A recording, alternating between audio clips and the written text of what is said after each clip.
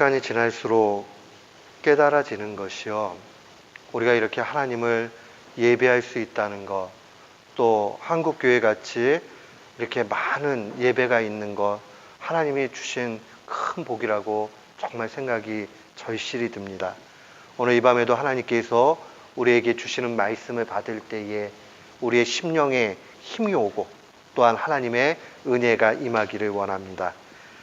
오늘 금요일 밤 하나님께서 우리에게 주시는 말씀은 다니엘서 2장 23절, 24절 두 절 말씀 보도록 하겠습니다. 다니엘서 2장 23절로 24절 말씀.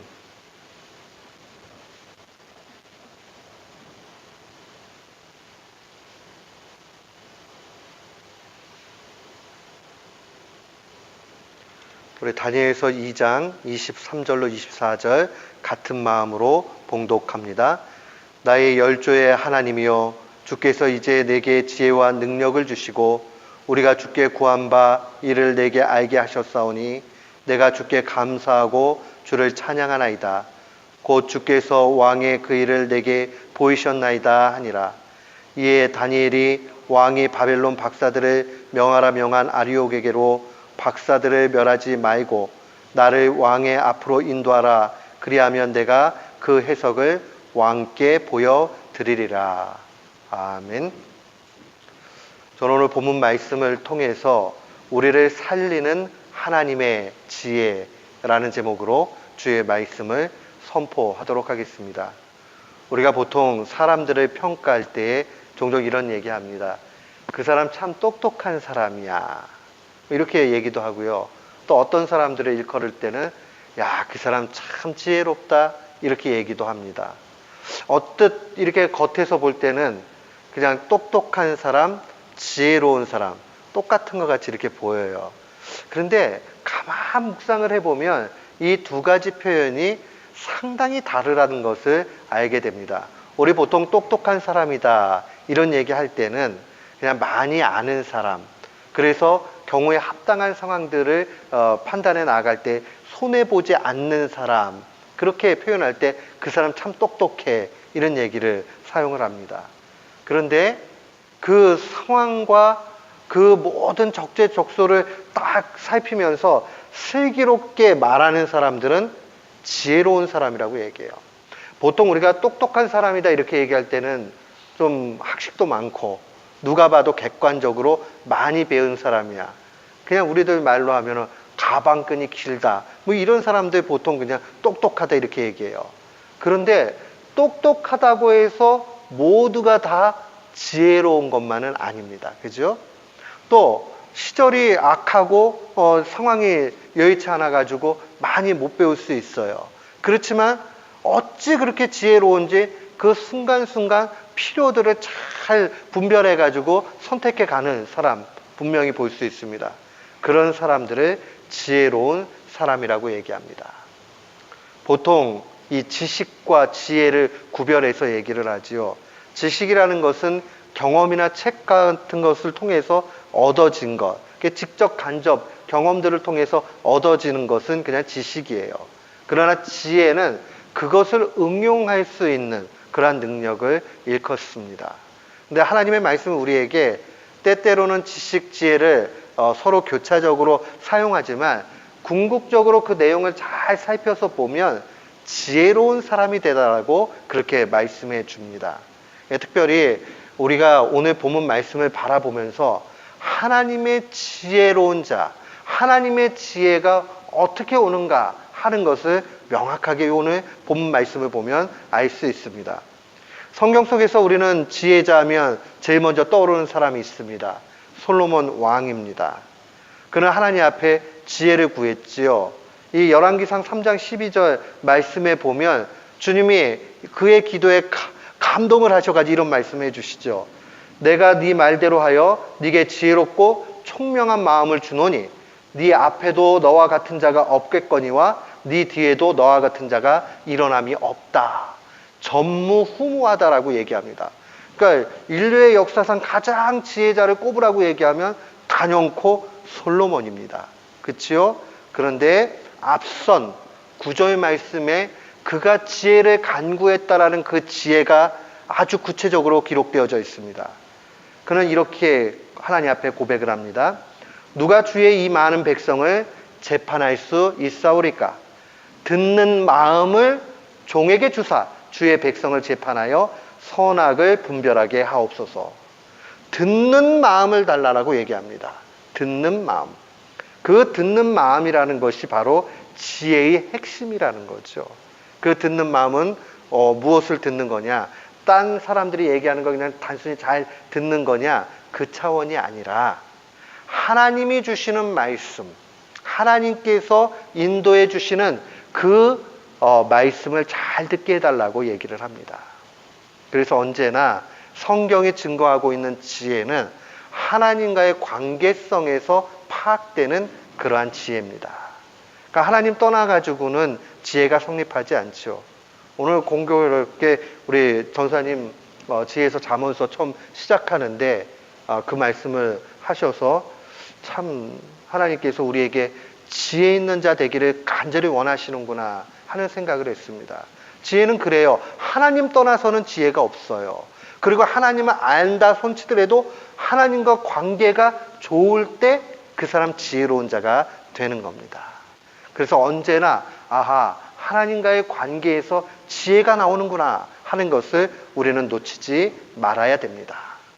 오늘 본문 말씀도 다니엘의 고백 가운데 보면 다니엘도 지혜자 중에 하나 아니에요. 성경 속에 이 솔로몬만큼이나 지혜로운 자는 다니엘이었습니다. 오늘 본문의 23절 말씀 와서 한번 보십시오. 나의 열조의 하나님이요 주께서 이제 내게 지혜와 능력을 주시고 우리가 주께 구한 바 이를 내게 알게 하셨사오니 내가 주께 감사하고 주를 찬양한다라고 그렇게 고백을 합니다. 우리가 주께 구한 바 이를 내게 알게 하셨다. 우리가 이미 이 스토리를 잘 알고 있지만 느부갓네살 왕이 꿈꾸고 번민합니다. 해석할 자가 없습니다. 꿈의 내용에 대해서도 알려지지 않습니다. 그때에 이 다니엘이 이 아리옥이라는 고위 그 직분에 있는 사람에게 이야기를 해서 시간을 좀 얻지요. 그 시간 동안에 다니엘과 세 친구는 뜨겁게 하나님 앞에 기도를 합니다. 기도하는 가운데 하나님께서 알려주시지요. 그리고 나서 하나님 앞에 감사의 기도를 올려드리는 것 볼 수 있습니다. 여기 보면 참 깊은 의미가 기록되어져 있어요. 우리 말에는요, 우리가 주께 구한 바 이를 내게 알게 하셨다라고 이렇게 기록이 되어져 있는데 원문에 더 가까이 번역을 하면 우리가 주께 구한 바라는 말을 이렇게도 번역할 수 있어요. 우리가 주님을 열망한 대로. 그 얘기는 어떠한 특별한 이 꿈을 해석해 주세요 이 차원 넘어서 내가 하나님을 열망합니다. 열망한다라는 것은 간절히 소망할 때 쓰는 말이잖아요. 그러니까 이 위기 가운데 다니엘의 중심, 세 친구의 중심이 무엇이냐 하면 하나님 이 꿈 좀 풀어주세요 하는 차원 넘어 있는 내가 하나님을 이 위기 가운데 붙잡습니다. 하나님이 나의 모든 것입니다. 나의 구할 바는 하나님 한 분입니다 하는 그 마음이 있었다는 거예요. 그러니까 참 지혜자죠. 이 지혜의 다니엘은 다른 것 구한 것 아니라 무엇보다도 하나님을 향한 열망, 또 하나님 자체를 자신의 중심으로 삼고 있다는 것을 보게 됩니다. 하나님을 절실히 구하고 있습니다. 하나님에 대해서 집중하고 있습니다. 우리 자칫 잘못하면 이럴 때 참 많아요. 위기와 어려움과 절망 가운데 빠지게 되면 야, 이 문제 어떻게 해결해야지 하면서 동동동동 거리면서 그래요. 지혜롭지 못한 상황들이 되면 자기 짧은 머리로 막 허둥지둥 하다가 그만 일을 더 망쳐버리는 일이 나타나게 됩니다. 제가 언제나 젊은 친구들 만나면 해주는 얘기 중에 하나가 뭐냐면 위기 상황이 되었을 때 아주 그냥 막 요란을 피는 사람하고는 결혼하지 않는 게 좋다 그런 얘기를 해요. 왜냐하면 위기 가운데 딱 와보면요 그 사람 진가가 나타나요. 위기가 딱 나타나는데 의연히 대처하는 사람은 영적으로도 내공이 있는 사람이에요. 근데 그러지 않는 사람은 막 우왕좌왕하고 막 분주해요. 막 머리도 분주하고 몸도 분주하고 다리도 뭐 빨리빨리 가고 조급하고, 그래서 나중에 보면 아무 일도 돼 있지 않은 것을 보게 됩니다.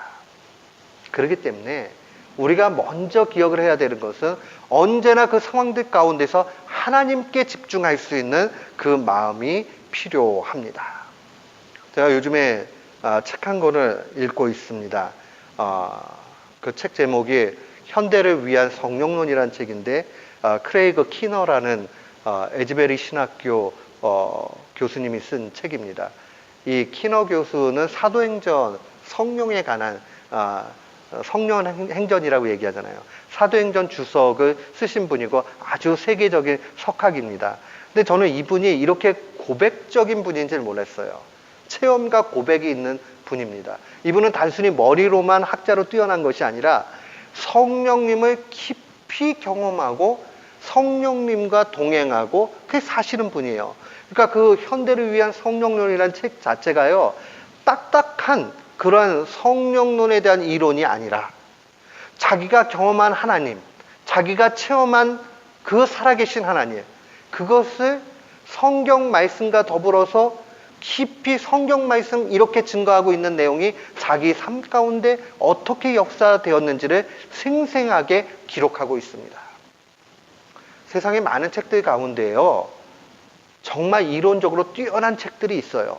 근데 그것이 언제나 우리에게 적용되느냐라고 했을 때 생각해 봐야 됩니다. 대표적인 게 공산주의 이론 같은 거죠. 공산주의 이론은 이상적으로는 아주 아이디얼하게 그렇게 좋은 내용같이 보이지요. 그러나 거기에 인간의 죄성이 빠져있게 되니까 그 내용 자체가 다 잘못되게 되고 나중에는 다 같이 못 살게 만드는 걸로 전락을 해버리잖아요. 공산주의라는 게, 전체주의라는 게 다 결국은 그 맥락에서 벗어나지 못합니다. 그냥 이론은 좋지만 실제로는 되지 않아요. 근데 이 키너 교수가 얘기하고 있는 말은 우리가 마음에 좀 간직해 봐야 됩니다.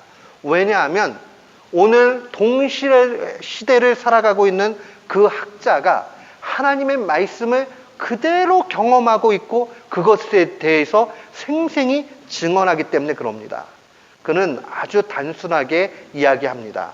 하나님의 음성을 듣기 위해서, 여기서 하나님의 음성을 듣는다는 말은 곧 지혜자가 되기 위해서라는 말로 바꿔 생각할 수 있겠죠. 또 하나님의 음성을 듣는다는 것은 하나님의 마음을 헤아릴 수 있는 것, 하나님을 깨닫게 되는 것을 얘기합니다. 그러니까 하나님의 음성을 듣기 위해서 필요한 것은 하나님 자체를 열망하는 것이다라고 그렇게 이야기합니다. 그러니까 이런 얘기는요, 우리가 분명히 마음에 새겨야 돼요. 왜냐하면 이분이 체험에서 나온 거예요. 어려움을 당할 때 이분 구체적으로 그래요. 그 어려운 문제를 놓고 기도하는 것 분명히 필요하지만 더 근본적으로 필요한 건 뭐냐 하면 그 일 때문에 하나님을 더욱 뜨겁게 찾는 것, 하나님 자체를 찾아가는 것, 그게 중요하다라고 이야기합니다. 그러면서 그는 하나님의 성품에 대한 이해를 통해서 우리가 하나님의 음성을 듣는 좋은 길이 된다라고 이야기합니다. 그러니까 우리가 이 땅을 살아가면서 많은 거, 내 필요한 거 구하면서 얻는 것도 신앙생활의 기쁨이 있어요. 즐거움이 분명히 있습니다. 그거 하지 않는 것 신앙 아닙니다. 다 하나님 앞에 한 조각 한 조각 구하면서 가야 돼요. 그러나 근본적으로 더 중요한 건 뭐냐면 우리가 하나님 한 분으로 즐거워하면서 하나님을 열망할 수 있는 뜨거움이 있어야 됩니다. 첫사랑을 회복한다고 그러죠. 첫 번째 그 뜨거웠던 그 사랑들이 시간이 지나면 냉랭해지잖아요. 그죠? 하나님에 대한 사랑도 그렇죠. 회심의 체험들이 있고 아주 획기적인 일들이 있고 이러면 그때 만난 하나님에 대한 추억이 있어요. 근데 시간이 지나고 나면 인생은 간사하기 때문에 언젠가 모르게 마음이 그냥 냉랭해지고 이렇게 가죠. 그때 기억을 하셔야 돼요. 내가 하나님 앞에 받았던 은혜, 하나님의 어떠한 분이신가, 하나님이 나와 무슨 관계인가? 하나님 자체를 집중할 수 있어야 됩니다. 다니엘은 17절부터 24절까지 기도하는 내용 가운데 빠지지 않는 것은 하나님에 대해서 집중하고 있다는 겁니다. 그걸 본문의 18절 말씀 앞쪽으로 가서 보시면요, 하늘에 계신 하나님이 이 은밀한 일에 대하여 긍휼히 여기사라고 간구하면서 자기 다니엘과 동무들이 바벨론 다른 박사와 함께 죽임 당치 않게 하시기를 그들로 구하게 했다라고 중보 기도를 요청한 것이 기록이 되어져 있습니다. 함께 기도했겠지요. 그리고 19절을 가니까 이 은밀한 것이 밤의 이상으로 다니엘에게 나타났다라고 기록이 되어져 있습니다. 근데 실제 이 말씀을 계속 묵상하다 보면 지금 다니엘이 나 살려주세요 하는 이 내용들보다 분량도 그렇고 강조점도 보면 이 뒤쪽에 나와 있는 내용들이 훨씬 큽니다. 특별히 오늘 본문 말씀에 있는 23절 말씀 보십시오. 나의 열조의 하나님이요 주께서 이제 내게 지혜와 능력을 주시고 우리가 주께 구한 바 이를 내게 알게 하셨사오니 내가 주께 감사하고 주를 찬양하나이다. 곧 주께서 왕의 그 일을 내게 보이셨나이다 라고 고백을 합니다. 지금 여기서 더 강조하고 있는 것은 이제 내게 지혜와 능력을 주시고 우리가 주께 구한 바, 아까 얘기했죠. 우리가 하나님께 집중한 바 내게 알려주셨다. 그 집중하는 그 일들에 대해서 더 다니엘이 큰 감동을 하고 있는 걸 보게 됩니다. 예수님도 마찬가지였어요. 세상에 많은 일들이 있지만은 언제나 예수님의 제자가 되기 위해서는 하나님을 먼저 집중해야 될 것을 알려주셨습니다. 우리는 마태복음 4장에 첫 제자들을 부르는 광경을 좀 볼 필요가 있습니다. 마태복음 4장 19절로 22절까지의 말씀입니다. 첫 번째 제자였던 베드로와 안드레와 야고보와 요한을 부르는 광경이 나오죠. 그때의 19절 20절에 먼저 베드로와 안드레를 부르는 장면입니다. 나를 따라오라 내가 너희를 사람을 낚는 어부가 되게 하리라 하시니 그들이 곧 그물을 버려두고 예수를 따르니라. 21절로 22절에 와서 보면 거기서 더 가시다가 다른 두 형제 곧 세베대의 아들 야고보야 그 형제 요한이 그의 아버지 세베다와 함께 배에서 금을 깃는 것을 보시고 부르니 그 다음에 그들이 곧 배와 아버지를 버려두고 예수를 따랐다라고 얘기합니다. 이거를 가볍게 여기지 마세요. 어부한테 그물과 배라는 것은 생업입니다. 아버지는 가족이고 가장 가까운 관계고 혈육입니다. 지금 단순하게 모든 것을 버려라 이런 게 아니라 정말 지혜자가 되기 위해서 무엇을 먼저 집중해야 되는가? 예수님의 제자가 되기를 위해서 무엇을 집중해야 되느냐? 그것은 바로 하나님 한 분을 먼저 집중해야 된다는 겁니다. 그렇게 되면 그때 비로소 다른 모든 것도 얻게 되는 겁니다. 마태복음 8장으로 오게 되면 예수님은 더 강력한 요구를 하시는 걸 보게 됩니다. 8장 21절로 22절에 보면 제자 중에 또 한 사람이 이르되 주여 내가 먼저 가서 내 아버지를 장사하게 허락하옵소서.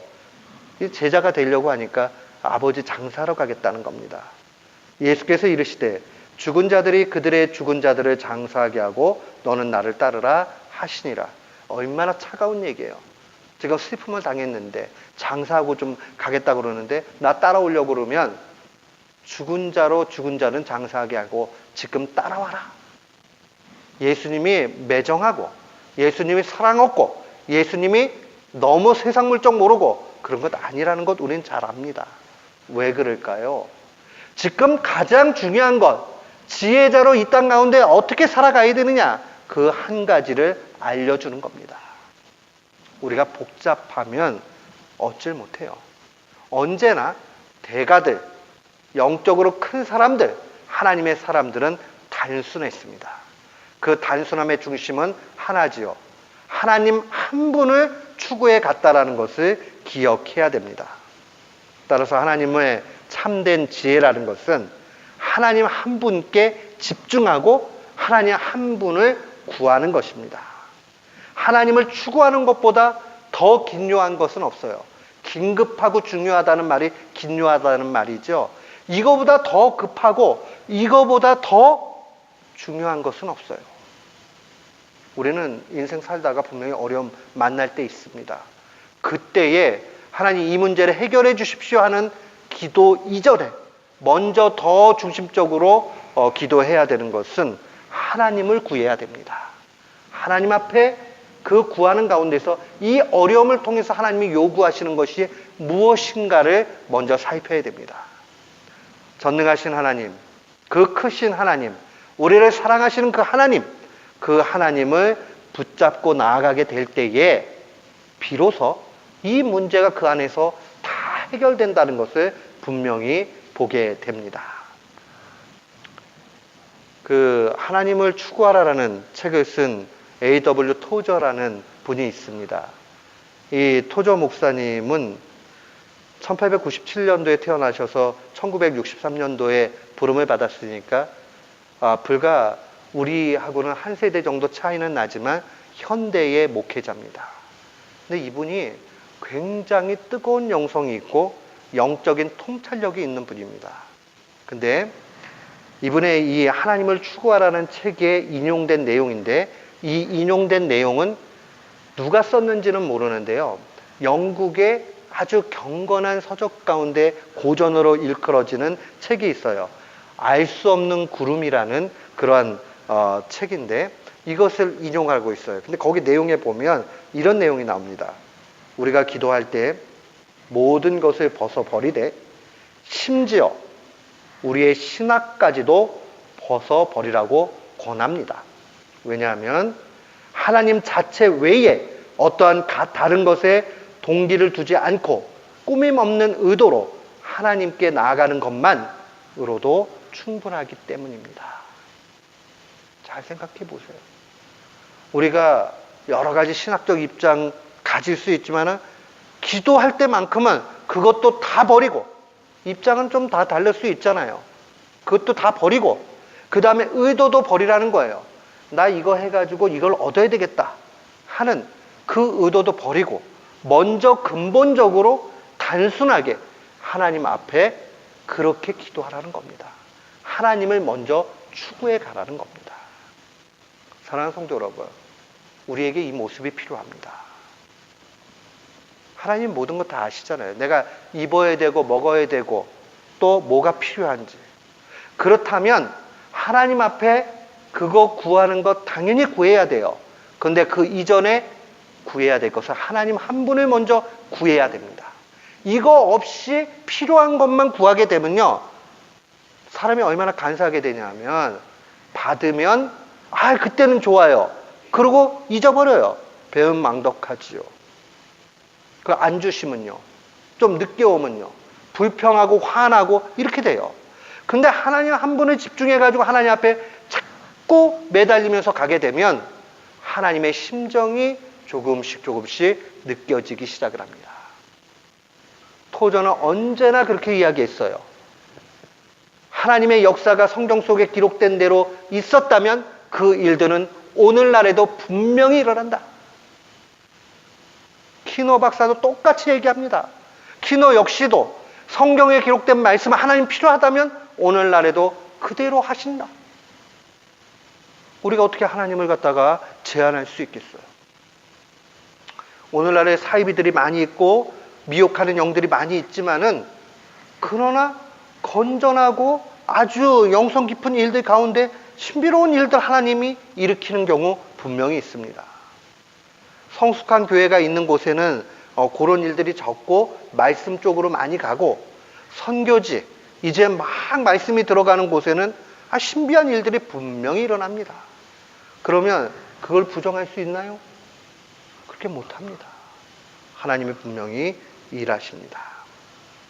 오늘 우리가 하나 기억을 해야 되는 것, 하나님의 지혜를 구하는 것, 하나님 자체를 구하는 것, 그 사람이 지혜자요. 그렇게 갈 때에 우리가 모두 살게 된다는 사실을 보게 됩니다. 오늘 20절로 보면 찬송받으기에 합당하신 하나님, 지혜와 총명을 주시는 하나님, 왕을 패하기도 하시고 세우시기도 하는 하나님, 모든 것을 아시는 하나님에 대해서 다니엘이 찬양합니다. 지금 다니엘이 기도하는 내용들 절수를 보면요, 하나님, 이 죽음의 고통 가운데서 날 구해주세요 하는 거 한 절밖에 되지 않아요. 나머지는요, 하나님이 어떠한 분인가에 대한 찬양으로 가득 차 있습니다. 그가 응답받았으니까 이렇게 그냥 감사 찬양 올렸다고요? 아니요. 다니엘의 기도의 늘 중심이 이러했습니다. 왜요? 그는 고백할 때 그리 아니하실지라도 라는 고백을 하는 걸 볼 때 그럽니다.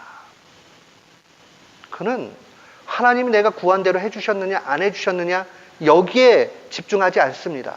자신이 하나님 한 분을 추구하고 하나님 앞에 맡기고 하나님을 만나고 하는 그 하나님과의 관계성에서 모든 것을 해석합니다.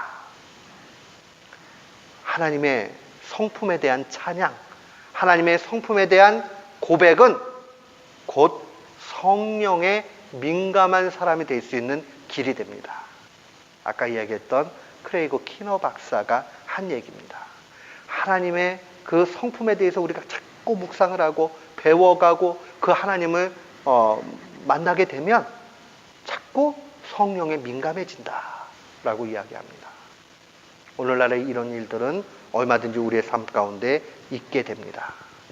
우리가 지혜자가 되어서 하나님을 추구해 나아갈 때에, 하나님을 구하고 나아갈 때에, 하나님을 열망할 때에 어떠한 결과가 일어납니까?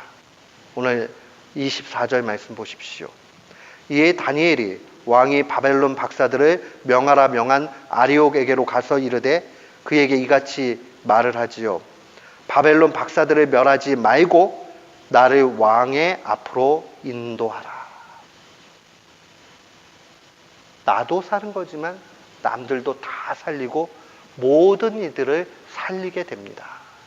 하나님의 지혜는 살리는 능력이 있습니다. 하나님의 지혜는 분명히 능력이고 역사가 되어집니다.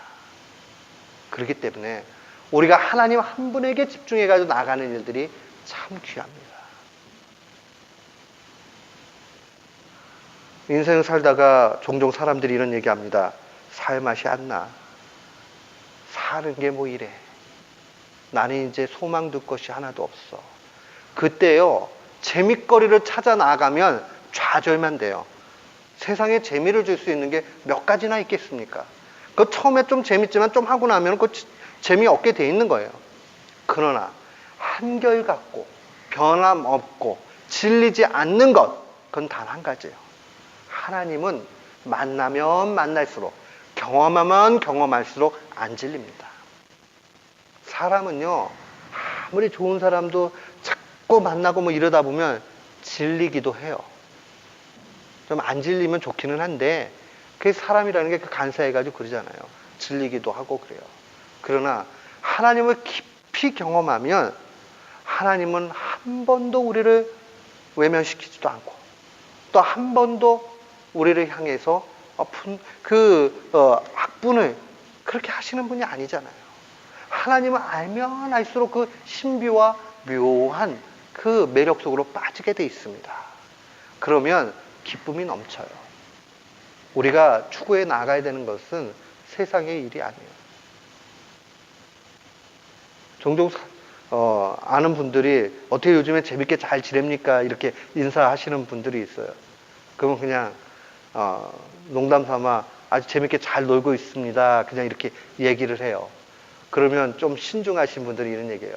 그만 놀고 이제 하나님 잘 섬기면서 가시오, 이렇게 얘기를 해요. 그분은 뭘 아시는 거냐?